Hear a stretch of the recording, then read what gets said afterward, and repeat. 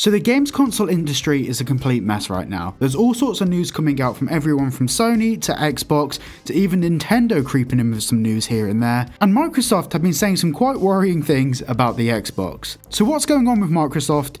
And what does this mean for the future of the Xbox? So recently we've seen the rounds of news covering the fact that Xbox might be dying off and they may be moving away their console market to an online-based streaming market or becoming a licensing business. Now we've had news of a number of Xbox exclusives being moved over to the Nintendo and moving over to the PlayStation, and Microsoft have announced that they're going to be making a commitment to release more exclusive games on other consoles. Now this all begs the question, why? And it mainly comes down to the fact that they aren't making enough money out of consoles, and the most profitable part of their business at the moment is Game Pass and licensing games to other consoles. Microsoft have said that this act of moving some of their exclusive games to other consoles is pretty much a test, and they will continue to do so for other games if this test goes well. And this is where we can start to get an insight into what's going on at Microsoft. The core issue here is that consoles are dying.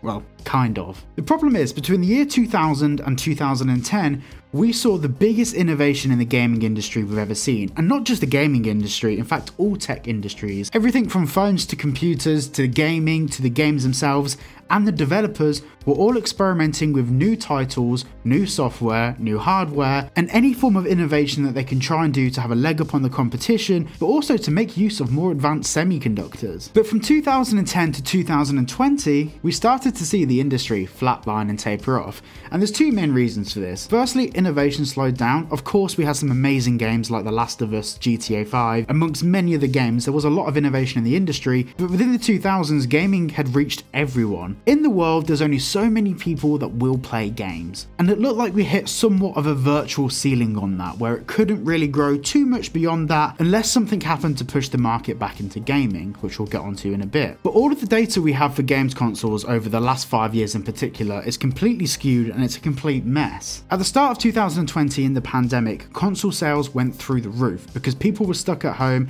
they had nothing to do, they were still getting furlough payments for the most part, so people were just gaming their days away. However, after this first initial spike, sales started to come back down again because we had the semiconductor supply chain issues. Now this affected not just the gaming market, it also affected the automotive market. A prime example is I bought a car at the very start of 2020, and about halfway through 2020, the car had gone up by another 25% in value just because you couldn't buy a new one because there weren't enough semiconductors to make a new one. The industry was a complete and total mess.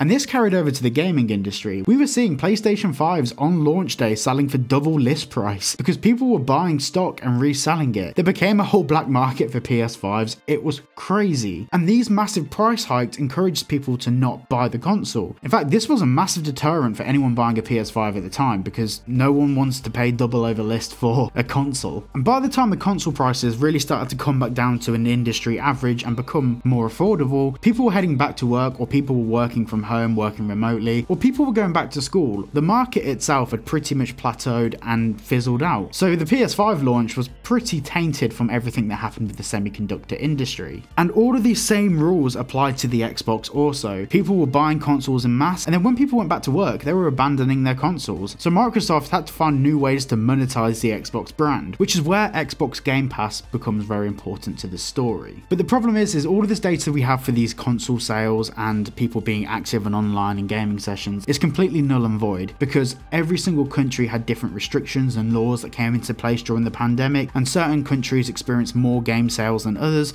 certain countries experienced more console sales than others, which basically means we have a massive mash of data that doesn't really tell us anything about anything. And more importantly, the different contexts behind each data point are so varied, we don't really know what the hell just happened for the past 5 years. The console market became just as unpredictable as crypto. Now, with the whole market being completely unpredictable, this is where the Xbox Game Pass became very, very, very important to Microsoft. Game Pass has been Microsoft's golden ticket to the chocolate factory. During the recent Xbox press release podcast, Microsoft were very proud of their Game Pass figures, and more importantly, how these figures had grown, but they failed to mention that the Xbox Gold subscribers were automatically transferred to Xbox Game Pass members when the service was discontinued. So once again, this is just another unreliable data set. But it's very clear that Microsoft's focus has become Xbox Game Pass plus licensing their exclusive games to other consoles. Because for Microsoft, that's where the money is. So the Xbox itself, Is it dying off as a console and as a separate brand? Xbox aren't stopping the production of consoles, and they're due to bring out another console this year in 2024. Microsoft will launch a refreshed version of both the Xbox Series X and S next year, according to documentation included in an enormous leak of information from the company's recent FTC court trial. However, this console isn't going to be a competitor to the PS5 Pro, but it's going to be an additional product to accompany their Series S and Series X product lines. The new Xbox Series S, codenamed Elwood,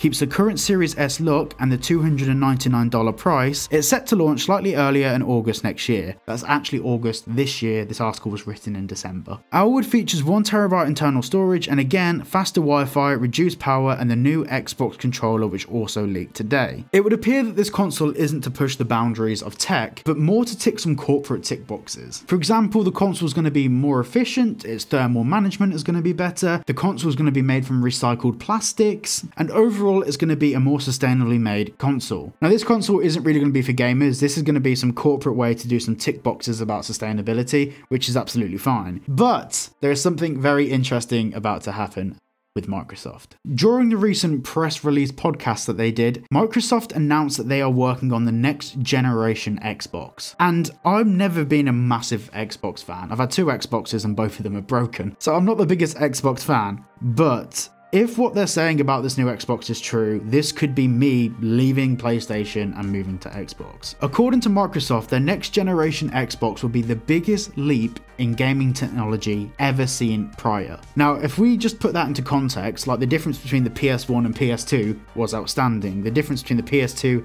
and PS3, incredible. The difference between the PS3 and PS4, phenomenal. The difference between the PS4 and the PS5, really good, but it's probably not as big as the PS1 to PS2 jump. But them saying that they can outdo all of those different leaps and generational leaps between consoles from anyone else in the industry makes you think, what are they working on? So to summarize this video, no, Xbox aren't abandoning the Xbox brand and the Xbox isn't dying, but it's very clear from the market at the moment that people that are more interested in console gaming are making a shift towards Sony. And that's mainly because Sony haven't tried to release loads of intermediary consoles to fill the gaps in the market. They've literally just tried to release consoles that can perform to a certain standpoint. What it looks like Microsoft are going to be doing now is making a console this year just to fill a little gap in the market and to fill a corporate tick box. There isn't going to be any additional value to current Xbox customers for buying that. The only reason that we'll release this new console is to attract new customers and poach new customers from other segments such as Nintendo,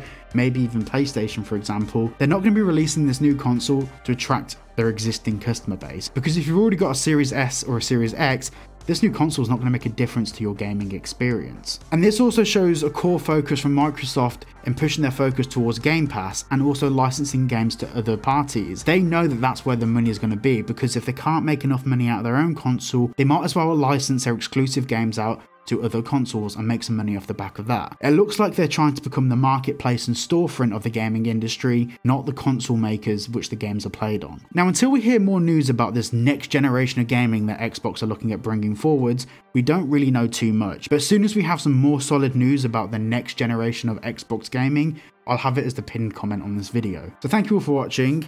There's only 4 of these hoodies left over, so if you want one, top right hand corner, click the link, and I'll see you all in the next one.